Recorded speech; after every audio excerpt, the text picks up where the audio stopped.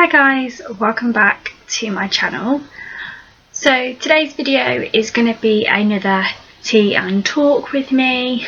Apologies about the lighting, I am actually recording this at night because it needs to be uploaded for tomorrow.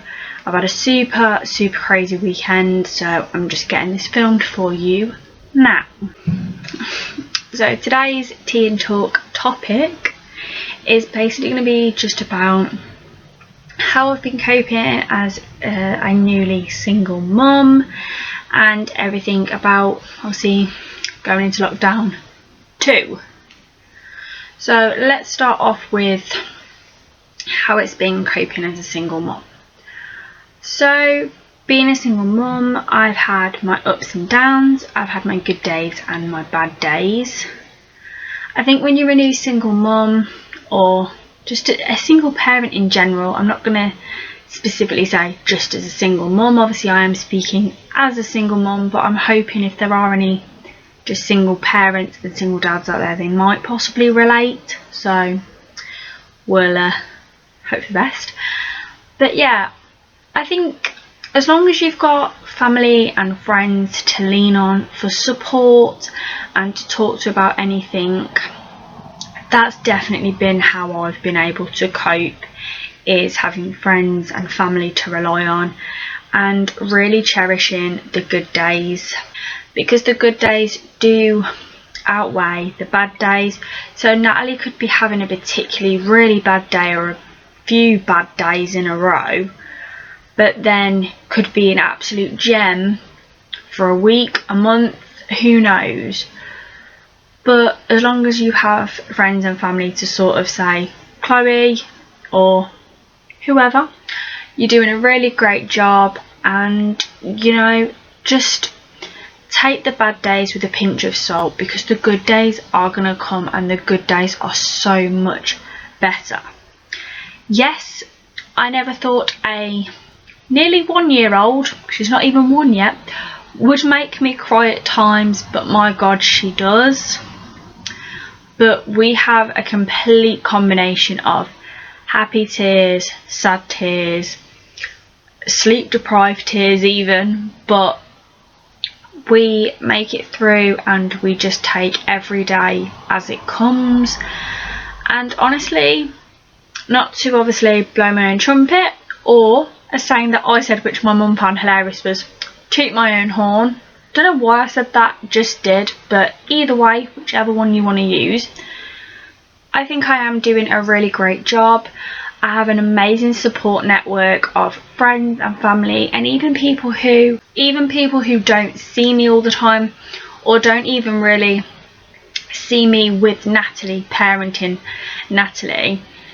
A few of my friends are parents themselves, and their children are older than Natalie, so they've sort of been there, done that, and they are able to support me and help me through it, and that's all I ask for. And at times I do want to be left alone and just deal with it on my own the best I can, and I do get through it. But honestly, I don't think I have a secret rule or recipe, you know, like a big book of spells and tips and tricks of how to raise a baby, how to raise a child. Like, I am just doing it the best I can. I'm a first time mum and a single mum at that, but I get on with Natalie's dad really well, and he's always there to support me and be there when I need him.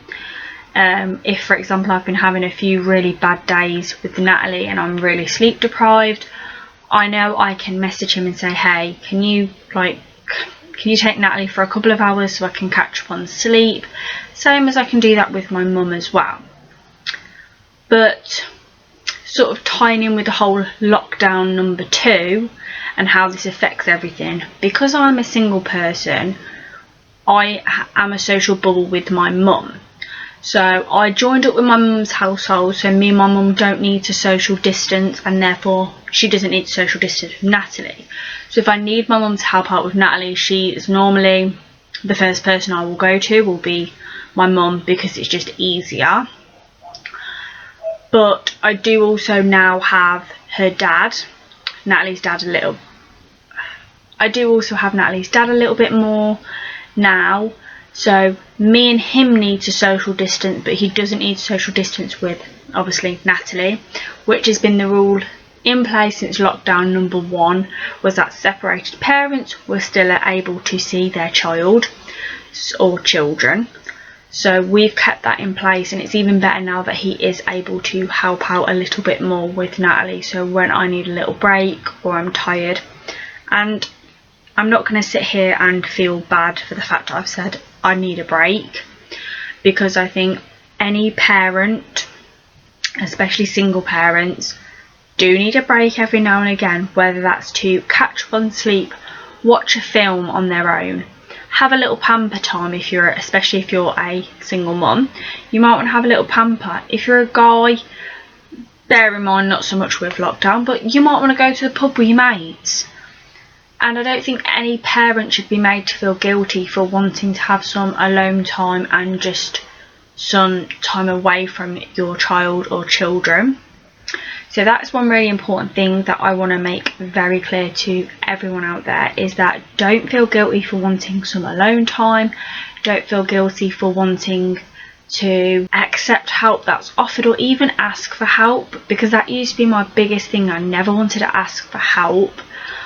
But since being in lockdown, the first one and now this one, I have found it extremely hard being a single mum and not having all of my normal friends and other family members that I could go and see. So I have really leaned on my mum and obviously Natalie's dad quite a lot for support. Not just physically with helping out with Natalie, but also emotional support. Like, my mum has been an absolute godsend through both of these lockdowns, and she still continues to be one now, as we are just into lockdown number 2. But that's in the UK anyway. I'm not too sure what it's like in other places. Like, I'm not sure what it's like in America, France, Germany, anywhere like that. I'm not too sure, but just here in the UK, we've only just gone into lockdown number 2. They're saying it should be for 4 weeks. However, a lot of us are thinking it's going to be longer, but we are hoping and praying that we will be out of lockdown in time for Christmas, so we can at least have somewhat of a type of Christmas where we could go back to the rule of 6, so you could spend Christmas with at least 6 friends or family members, providing you can social distance. But we will just have to take it day by day and week by week. But I want everyone out there to know a really big thing is that with lockdown number 2, it's okay to not be okay. It's okay to have good days, bad days. Never be ashamed to ask for help. And if you can, always check on friends and family members, because some people will suffer in silence. I definitely did that quite a lot during lockdown number 1.